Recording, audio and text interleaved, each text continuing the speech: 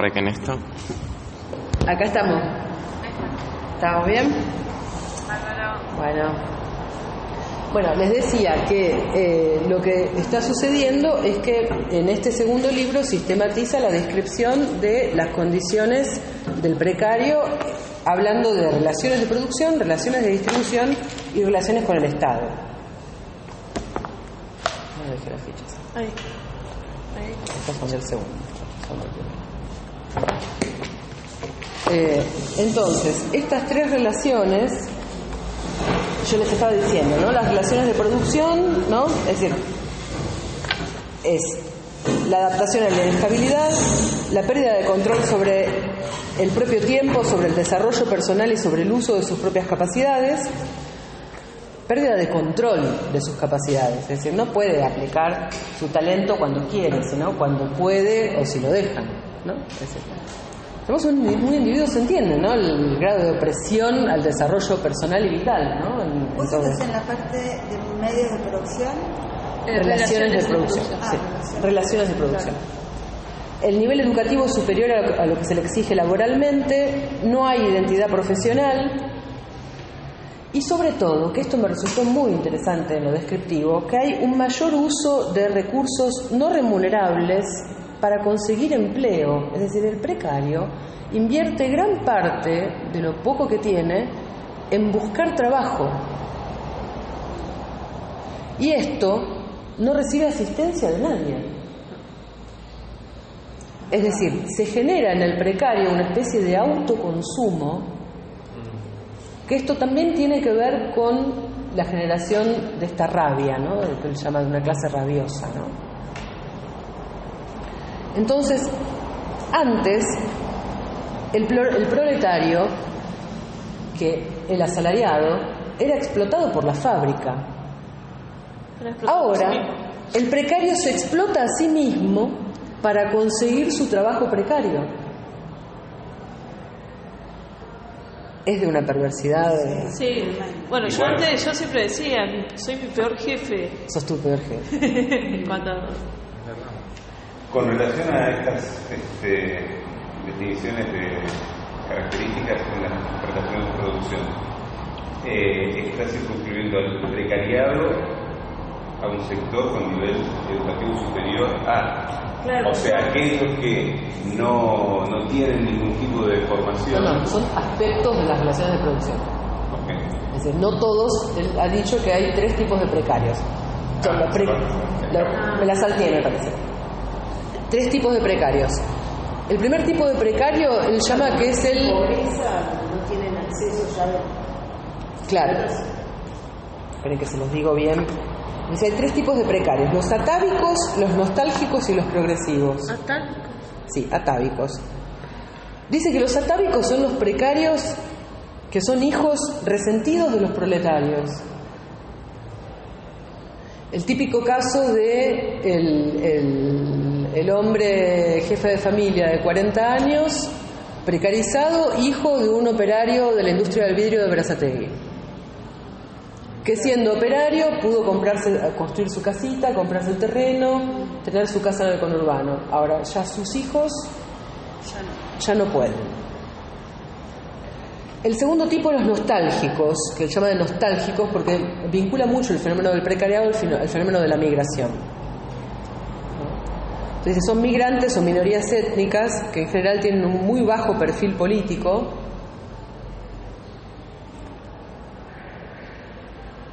mientras que los atávicos se vinculan con un perfil nacionalista, con cierta adhesión a los populismos, ¿sí? Y por último habla de los precarios progresivos, que son estos que son precarios por opción y no creen en el progreso ni en la educación humana y hacen opción por ser precarios, ¿no?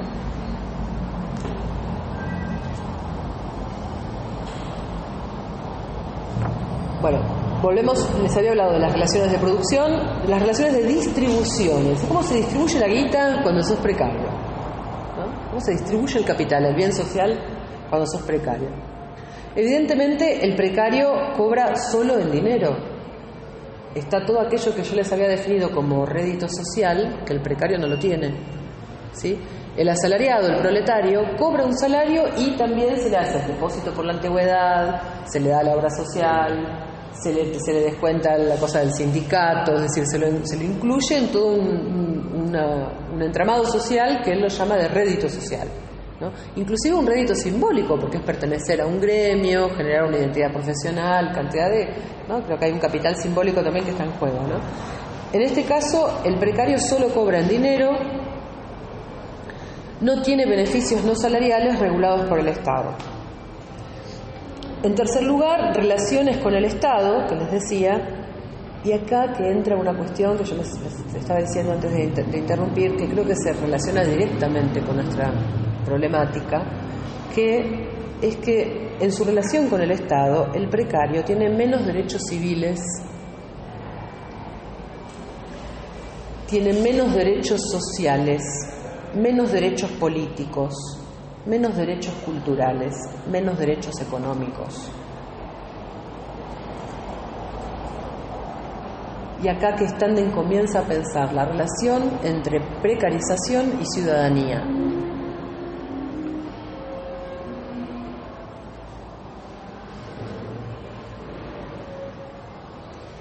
Y sobre todo porque, según él, estamos frente a la emergencia de un proceso global de trabajo.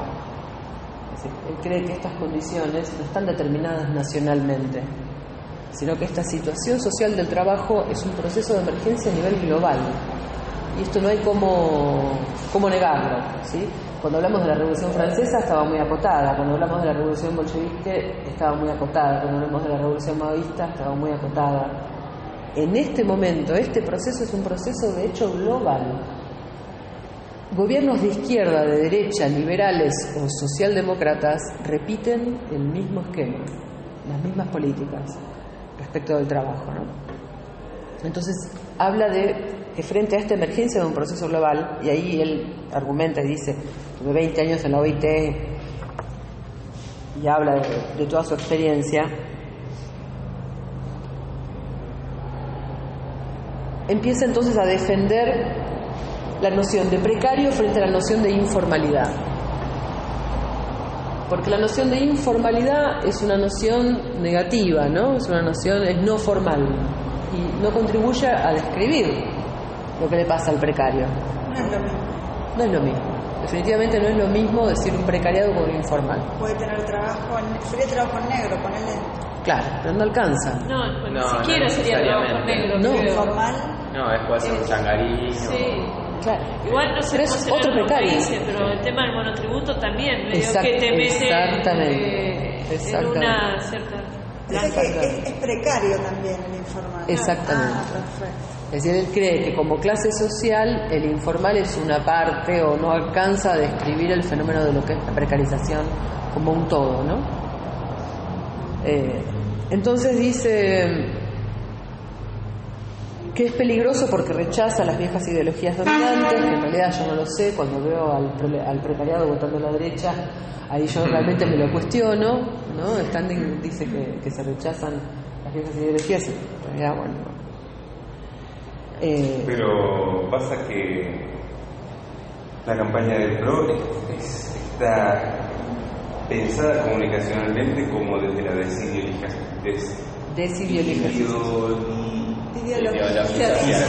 Ahí va.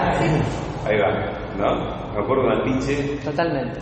de una remera, una remera amarilla, una chica de espalda con una estampa del Che Guevara, que abajo decía, vos también sos bienvenida. Se sabe si la estampa de Che Guevara o una chica con la estampa de Che Guevara, pero la cosa es que acá todo el mundo... Sí. Y esa es la campaña de Obama también. Y la de ser unidos. De South Park que Por ponía eso. la campaña de Obama y que decía change, change, change. O sea, La es lo misma, mismo. fue la misma campaña. Fue la misma campaña. Muy loco. Yes, we can. Claro. We can. No, no podemos, Ah, decimos los terroristas. Bueno, me interesaba ir hacia el segundo texto porque realmente es el que habla de las relaciones con la ciudadanía. Y dice, bueno, hay una historia de la ciudadanía, ¿no? Tenemos la ciudadanía tal como se define por primera vez con los griegos. Tenemos un nuevo momento de la cultura occidental en relación a lo que es el ciudadano, que es notoriamente la Declaración Universal de los Derechos del Hombre, ¿sí?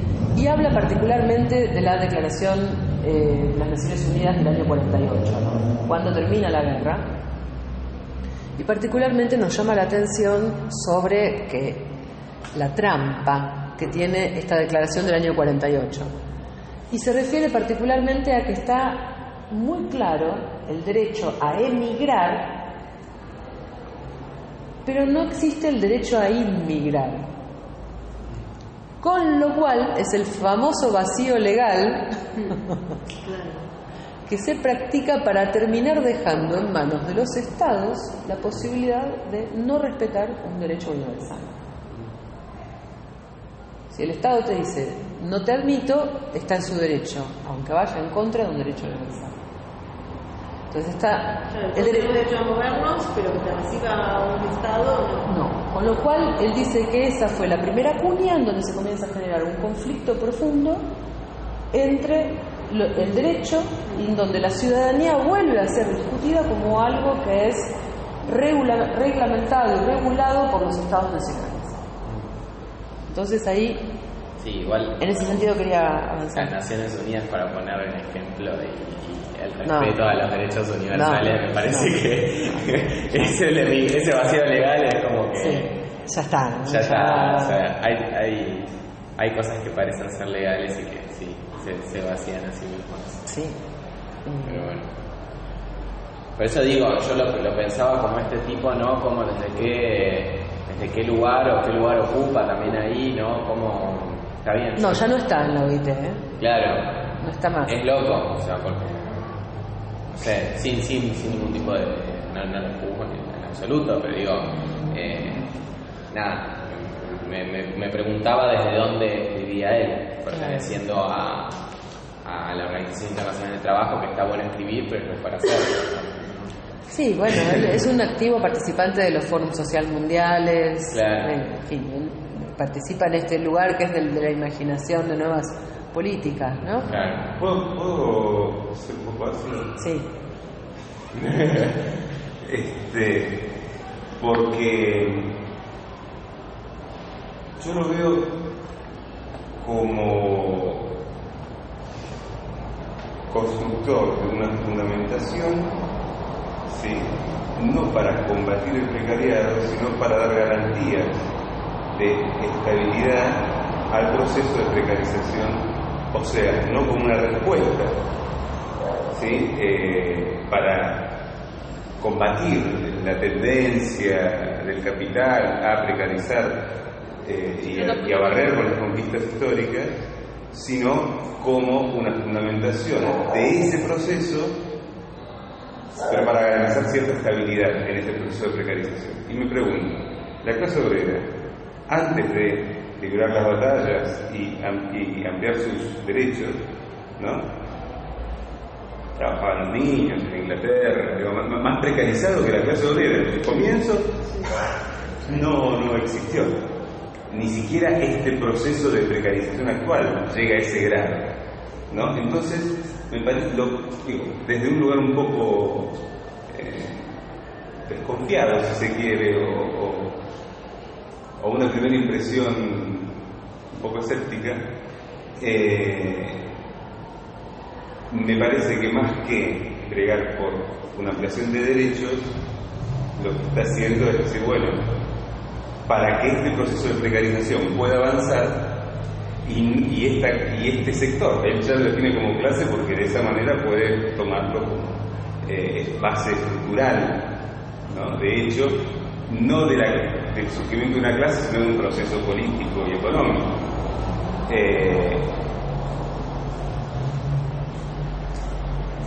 Para que este proceso se lleve adelante, se necesitan garantías mínimas para que lo explote este sector que es un polvorín. Sí. Es más, parte de los intereses es que el precariado se siga sin reconocerse a sí mismo como clase. Se organiza. Pero ahí le encuentro una explicación de por qué labura en la OIT. Claro. Sí, por eso yo no... Sí, no, las lecturas que querramos hacerlas hasta me parece bárbaras, pero dejémoslo terminar en mi voz, porque tiene una lista de 28 propuestas al final, que es un manifiesto para el precariado, y hay algunas cosas que son interesantes, quería por lo menos leer los títulos. Entonces, él dice que, bueno, que a partir del año 48 surge una intromisión en el contrato que el Estado tiene con sus ciudadanos del plano global, y de una forma completamente fallida, como habíamos dicho, ¿no? Entonces esta situación para él, este atrito, ¿no?, entre un derecho humano universal y la ciudadanía entendida como algo nacional, para él trae un cambio muy importante que tiene que ver con que se empiezan a menoscabar cada uno de todos los derechos, ¿no? Entonces, definitivamente, para Arendt, vuelve a Hannah Arendt de vez en cuando, Hannah Arendt en el año 51 define la ciudadanía como el derecho a tener derechos, como un supraderecho. Y acá da para sospechar lo que vos decís, porque vos fíjate que él hace el camino contrario. Él intenta definir la ciudadanía a partir de la cantidad de derechos que tenés, ¿no? Es como al revés, ¿no? Habla entonces de la experiencia que tuvo en el 2004 en el Fórum Social Mundial de Barcelona, en donde surgió la denominación derechos humanos emergentes. Derechos humanos emergentes son estos derechos que nos vinculan a todos como especie y que se refieren notoriamente tanto a la ecología como la redistribución del capital. Entonces aparecen como nuevas utopías, esta vez de tamaño global, en donde, por ejemplo, el ideario boliviano podemos incluirlo perfectamente dentro de estas nuevas formas de percibir la acción ciudadana, ¿no? de una ética para la vida, ¿no? Dice que no se es no ciudadano por... Vuelve al tema de la inmigración, ¿no? Dice que no se es no ciudadano por ser inmigrante, sino porque el neoliberalismo da lugar a un modelo social de pertenencia a distintos estratos, en donde no todos los estratos tienen los mismos derechos. Es decir, el neoliberalismo trabaja generando una especie de distribución de derechos que son distintos dependiendo de la clase social. Ya no es el modelo decimonónico según el cual el derecho era el mismo para todas las clases, sino que el liberalismo parte por gerenciar desde lo económico el acceso a los derechos y establece estos 5 estratos como estratos de accesibilidad a los derechos civiles. Entonces, la relación que establece Standing entre precarización y ciudadanía es directa. Cuanto más precario, menos derechos tenés, menos ciudadano sos. Y no importa que seas inmigrante o argentino. Es lo que nosotros vemos todos los días a nuestro alrededor, ¿no? Entonces, para Standing, notoriamente, esta pérdida de los derechos es paralela a una recomposición de base clasista y es una acción estructurante de lo social. Es decir, es a través de este recorte de derechos que tanto el Estado como las empresas están siendo aliadas en una reorganización social, ¿no? Dice, hay una recomposición de base clasista que tiene una relación directa con el acceso o no a los derechos civiles, ¿no? Estamos muy cerca del voto calificado, por ejemplo, ¿no? De pensar un voto calificado. Otra de las cosas que él coloca en este momento es el enfrentamiento entre el derecho al trabajo y el derecho del trabajo, ¿no? Pues es uno de los derechos más disputados, ¿no?, cuando hablamos del precario, ¿no? Dice, el derecho al trabajo es un derecho universal y el derecho del trabajo es el derecho que uno adquiere a partir de que tiene trabajo, ¿no? Entonces él dice que el derecho al trabajo es el más atacado en el siglo XXI.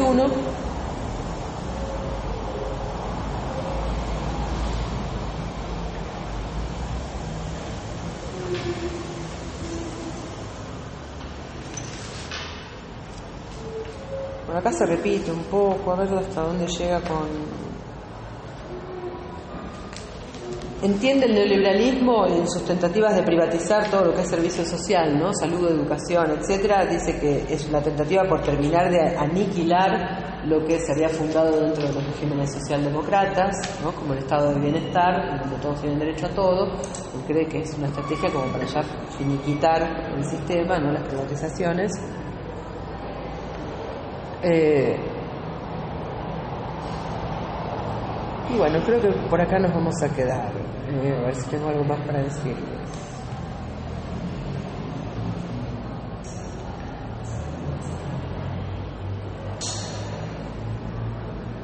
Voy a leer algunas de las... al final él dice, ¿por qué digo que es una clase explosiva? Dice, porque el estado actual de la sociedad solamente busca dividirnos, no busca unirnos. Habla como de un movimiento como que el poder empuja a la dispersión, a la disgregación permanentemente, ¿no?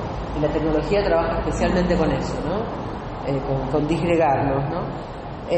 Dice divide. ¿Y por qué que es explosiva? Porque frente a toda esa división, esta clase en algún momento va a decir, bueno, basta, y va a salir como hubieron las olas de indignados ocupando las plazas sin saber muy bien qué era lo que estaban reclamando, pero saliendo a la calle, ¿no? Y habla de los movimientos de Ocupa, ¿no? Ocupa Wall Street, Ocupa todos los Ocupa, los indignados de España, todos los Ocupas que estuvimos viendo en estos últimos años. Él dice que hay un futuro y propone estos 29 artículos que quiero...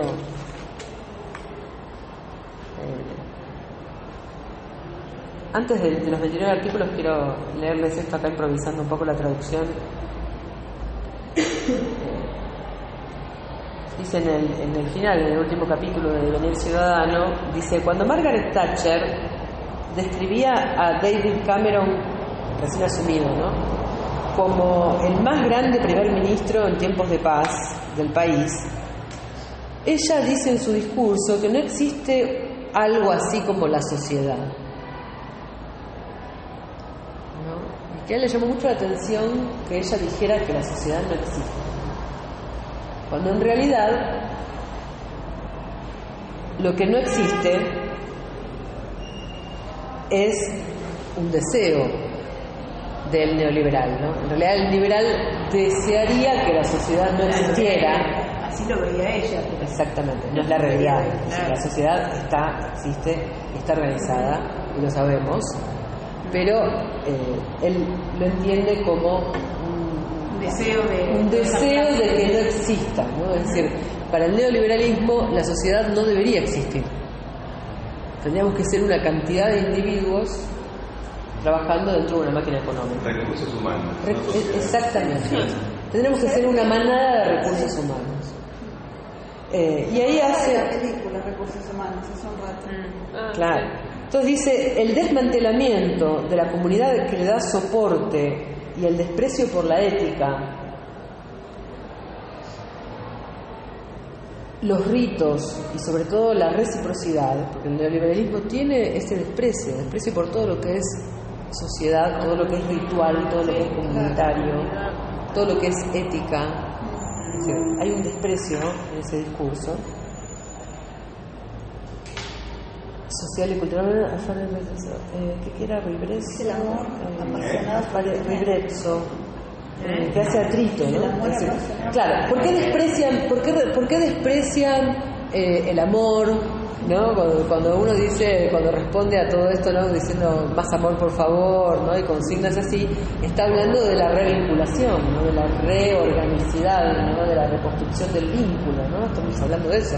Entonces dice que todo el desprecio que ellos tienen por esta visión de lo comunitario, en realidad funciona como un ribrezzo, que sería como es un escollo para el modelo neoliberal. Es decir, todo lo que devuelva organicidad es un escollo para el modelo neoliberal. Y el resultado es la incerteza crónica, dice, sin ninguna estrategia para vencerla. Es decir, esa es la ilusión que ideológicamente ellos quieren vendernos, que este es el único horizonte posible y que no se puede zafar de eso. Eso es ideología, no es la realidad, ¿no? Entonces, bueno, él ahí sí propone estas 29 artículos de la liberación del trabajador. Dice que hay que redefinir el trabajo como actividad productiva y reproductiva, que hay que reformar las estadísticas de trabajo, que el trabajo no se puede medir solamente estadísticamente. Dice que hay que acelerar la práctica de asistencia social desde el Estado, hay que regular el trabajo flexible, obviamente soluciones pensadas para el campo europeo, ¿no? Es decir, estamos hablando de un inglés, ¿no? ¿Él pone eso y después lo desarrolla? Sí, ¿o? desarrolla cada uno diciendo que, ¿no? Dice limitar las licencias de trabajo, es decir, lo que se habla es de defender el trabajo, no el empleo, ¿sí? Que haya menos trabajo, pero para todos, ¿no? Promover la previdencia social profesional, limitar el régimen de exportación de mano de obra. Inclusive en un momento cuando habla de la inmigración habla de cómo fue clave para todo el proceso de reestructuración europea la exportación de mano de obra, ¿sí? Coloca todo esto como parte de ese momento político, ¿no? De fines del siglo pasado y y el 20, perdón. Tratar los inmigrantes como iguales en el mercado de trabajo. Bueno, no discriminar al que recibe subsidios, es decir, por momentos parece realmente muy ingenuo, ¿no? Garantir el justo proceso social y económico a todos, eliminar las trampas entre la pobreza y la precarización. Habla mucho de esto y es muy interesante, ¿no? Que, por ejemplo, cantidad de veces que para que vos recibas una ayuda social te piden un certificado de pobreza. Ah, sí, eso pasa acá, ¿eh? Pasa en todo el mundo, ¿no? Entonces él habla entre la trampa que existe entre la precarización y la pobreza, ¿no? Muchas veces el precarizado tiene que asumirse pobre, cuando en realidad no siempre es el infeliz precarizado, ¿no? Claro. Pero se expone a estas trampas entre la pobreza y la precarización, ¿no? Bueno, democratizar la instrucción, cuidar de la salud pública,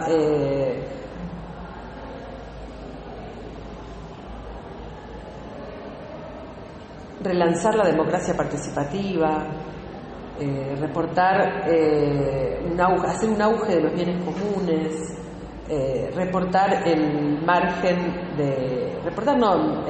limitar los beneficios, los privilegiados, etc. Bueno, para él hay un futuro que tiene que ver con este proceso, ¿no? Por eso él dice que es una clase en formación. Pero Por ahora, al Deberíamos contrario, evitar no lo vemos. Sí, logran evitar que se equivoquen. Sí, sí. Aparte de discurso está, es una clase de formación y hay que instalar. Sí, ya lo que vos decías, digamos, la cuestión de la clase, vamos a seguir hablando de clase, qué sé yo, como delicado, ¿no? También, o sea, y eso, y tal cual, o sea, reconocerla como tal o poner otras cosas también, cosas como un punto peligroso, la formación o la solidificación de ese lugar de, bueno, eso es precario, esto y lo otro, no sé. Pero bueno, no sé, está bien, para leerlo, cosas muy rescatables. Y por lo pronto también saber que ahí hay un marco teórico que está presente en el proceso económico y político que estamos atravesando, que está bueno conocer. totalmente. Y que tiene efectos de nuestro conurbano, que tiene efectos, ¿no? Sí. En todos. Yo por lo menos veo que las iniciativas del cine comunitario intentan responder a este fenómeno como una resistencia y sobre todo que buscan resistir en los diversos aspectos, ¿no? No solo en el nivel económico, cuanto en el nivel de la subjetividad, ¿no? Cuanto en el nivel de las organizaciones, ¿no?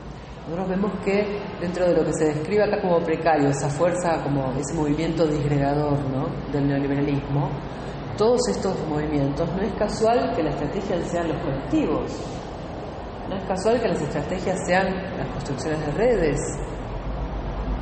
O sea, notoriamente por eso está escrito como una resistencia, ¿no? Que se va en contra de las fuerzas del capital, ¿no?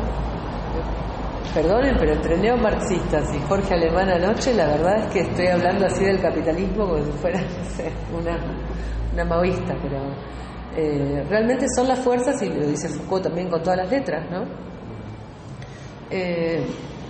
Creo que es la realidad frente a la cual nosotros nos encontramos cuando vamos a ver qué cine hace esta gente, ¿no? Nos encontramos con un excombatiente. Creo que estamos frente a esta situación, ¿no? Claro, pero justamente al menos con el que me conecté yo, él trabaja en el PAMI, ¿sí? Con lo cual tiene una situación buena, digamos. Pero hay otros que no. Claro, eso A es lo pesar que de que ahora tienen una jubilación bastante, digamos, se la fueron arreglando mucho. Ahora. Desde Kirchner creo que es 3 veces la mínima, se los había triplicado Kirchner. Pero es verdad que hay lugares, bueno, que me habían contado la vez pasada, que a veces falta el combatiente porque murió o porque se suicidó y el núcleo familiar queda muy vulnerable, ¿no? Claro. Bueno, ¿qué más se les ocurre? Es interesante, y yo retomo lo que había dicho antes, y conectando un poco con Molí, con esta cuestión de la técnica y demás, y haciendo un paralelo con hacia el tercer cine, ¿no? Que esta forma de cine comunitario, de lo que nosotros vemos, ya puede inscribirse dentro de, bueno, vos también lo llamás cuarto cine, ¿o no? No, tercer cine. ¿No? No, Todavía yo tercer. había llamado ¿Vos también? cuarto cine. Cuarto cine, estamos con el cuarto, tercero, post tercero. Bueno, es una discusión que tenemos que ponernos de acuerdo, ¿eh? Distinto. Tenemos que darla para ponernos de acuerdo. Nuevo. Digamos que toda esta cuestión de la técnica y hacer uso de la técnica y de la técnica digital sobre todo, ¿no? Que democratiza de alguna forma, en muchas comillas, los medios de producción. Como también eso es una suerte de herramienta o de forma de visibilizar este precariado. A mí yo quizás le tengo aprensión, ¿no? Porque no lo conozco tanto para manejarlo. Pero bueno, por lo menos como los cines comunitarios o como el cine comunitario también es eco o es una forma de mostrarse y de desatomizar las clases precarias, ¿no? O sea, es la herramienta, es una de las herramientas que creo que, bueno, obviamente no mencionaría, le agregaría al tratado, bueno, fomentar estas formas, ¿no? Para que eso que son átomos no sean átomos. Que no sea una revolución molecular en un punto, sino que como restituir un poco eso que está tan alejado y que nosotros lo vemos en campo, porque también vemos que hay como una gran polarización de las organizaciones que están en un mismo territorio, pero que todavía no se conocen, no se ven, no se juntan. Exactamente. Eso también yo pienso que es un efecto de la precarización. Y sobre todo, bueno, entendamos que nuestro conurbano como territorio realmente es un terreno precarizado hace mucho, ¿no? Es el gran laboratorio de la precarización en Argentina, ¿no? Entonces esto, sí, me parece interesantísimo, sobre todo porque nosotros por lo menos estamos estudiando los modos de producción de cine, los modos de recepción del cine.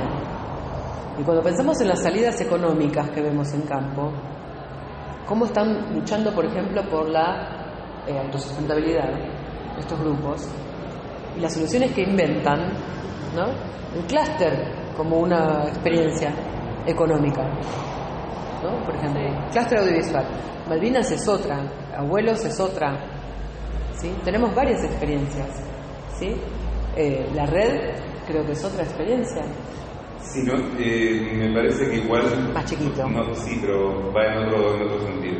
Digamos, no en torno a la producción de cine como fin, sino ahí el cine juega otro rol. Juega otro rol. El objetivo de la red no es la producción de cine, sino es el abordaje de las problemáticas de un barrio precarizado por, digamos, tanto golpe de tantas décadas, ¿no? Claro. Y ahí el cine y la intervención de la universidad entra como para sumarse a ese trabajo de fortalecimiento del tejido y del tejido comunitario. Exactamente. Como articulación. Exactamente.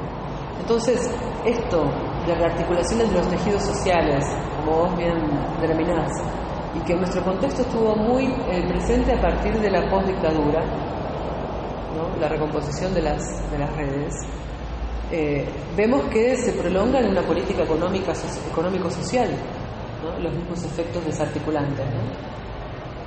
Así que estamos realmente en la retaguardia, chicos, estamos en la resistencia, no estamos en la vanguardia, no estamos conduciendo ningún cambio, sino en ese lugar, ¿no? Desde donde comprender este fenómeno, ¿no? Para mí es importante pensar el hecho fílmico como un hecho de ciudadanía. En el cine político, como práctica de una ética de la finitud, yo hablo mucho de eso, del cine performativo como un cine que busca recuperar la verdad del sujeto frente a la historia, ¿no? Que busca devolverle la voz a ese individuo, y no en el sentido de disputar una verdad histórica, sino de salir al encuentro a una red de lecturas posibles de la historia, conformada por una cantidad de lecturas plurales, ¿sí? Entonces, en ese sentido, el quehacer cinematográfico como un quehacer ciudadano, ¿no? Porque es recuperar el derecho a tener mi interpretación, mi proceso histórico, mi proceso, y sobre todo cuando tenemos una técnica aliada a un proceso de conciencia histórica, que eso es puntualmente el objetivo de mi trabajo, ¿no? Demostrar que el cine puede ser una técnica con la cual potencializar los procesos de conciencia histórica, tanto a nivel personal como que cuando yo hablo de subjetividad no estoy hablando necesariamente de sujeto, no estoy hablando de individuo. Estoy hablando de subjetividad, estoy hablando también de subjetividad social, estoy hablando de intersubjetividad y sobre todo de la subjetividad con dos caras. Esto fue importante, como lo dejó muy claro Alemán anoche.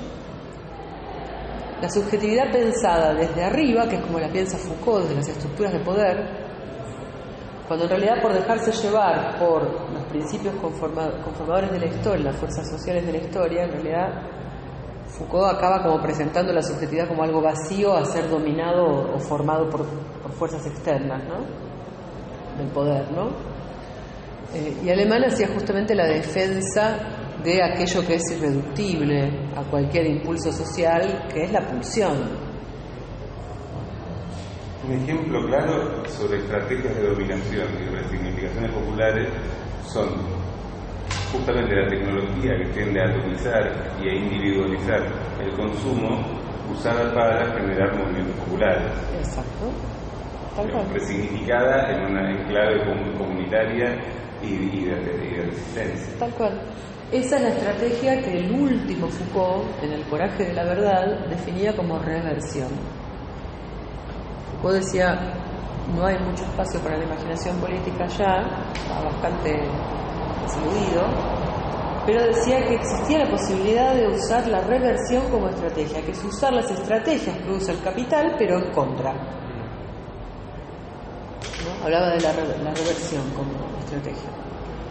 Pero es interesante este debate, ¿no? Porque creo que inclusive también tenemos que ponerlo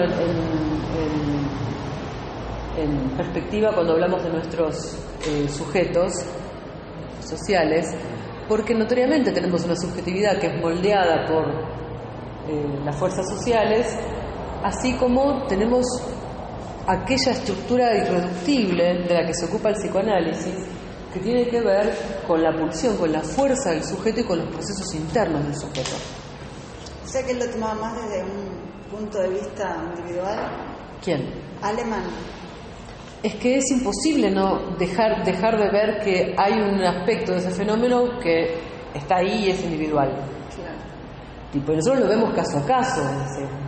Es notable como las distintas experiencias que vemos son todas muy distintas entre sí. Es decir, eso es lo que le devuelve la singularidad, la diferencia a todo este proceso, ¿no? Porque desde el punto de vista de la descripción Foucaultiana, como es un historiador, ¿no? Es decir, notoriamente la tentativa que él hace es de ver al sujeto preso en las garras de las estructuras de la historia, ¿no? Mientras que el psicoanálisis dice, no, mira, todavía hay un aporte singular, único, ¿no? Irreductible, que es la pulsión. Por ahí entra también esta definición gramsciana del lugar diferencial del subalterno con relación al discurso hegemónico.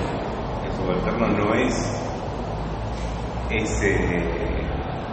ese ser realizado en ese mundo de fantasía que construye el capital, sino que es el que no llega a fin de mes, el que etcétera. Exactamente. Entonces, si bien hay una identificación y un seguimiento de ese modelo como patrón, también está la cruda realidad que genera, digamos, ese magma del que surgen de los procesos históricos. Sí. Inclusive, bueno, cierto no es una palabra realmente que la digo porque yo misma no lo quiero admitir, pero en realidad el gran pesimismo que vivimos en relación al momento actual es un pesimismo que ya tiene más de 150 años, ¿sí? Y es un pesimismo que habla de lo que Alemán anoche hablaba del proceso de consumción, ¿no? Cuando un sistema genera una fuerza autodestructiva interna capaz de hacerlo implodir, capaz de hacerlo desaparecer a sí mismo, ¿no? Eso de ayer lo grabaron, las ideas. Yo me imagino que sí.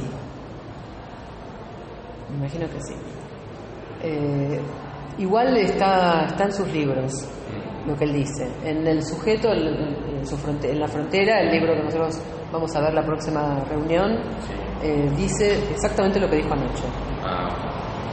¿En qué libro dijiste? Sujeto. La próxima, eso está en el... Habla de eso. Pero habla de un gran pesimismo, ¿no? De que en realidad no hay mucha otra posibilidad que el goce, y en ese sentido entiende el trabajo psicoanalítico como un acto político per se. ¿Por qué? Porque es un gran aliado al desarrollo del impulso vital del sujeto. Es decir, es un arma que contribuye a un proceso de esclarecimiento sobre sí, ¿no? Entonces, en ese sentido lo piensan como un acto político, ¿no? El psicoanálisis, ¿no? Bueno, es esto, che. Está todavía. Ana, ¿estás ahí? Ay, no se fue. Yo lo veía que estaba como apagándose, pero fue ahora, hace 5 minutos. Un mensaje, yo no lo abrí. A ver. Ay, conéctenlo, por favor. Se cortó la llamada. No, se me acabó la batería. No, ella puso ahí para. No, ella puso ahí para. No, ella puso ahí para. No, ella puso ahí para. No, ella puso ahí para. No, ella puso ahí para. No, ella puso ahí para. No, ella puso ahí para. No, ella puso ahí para.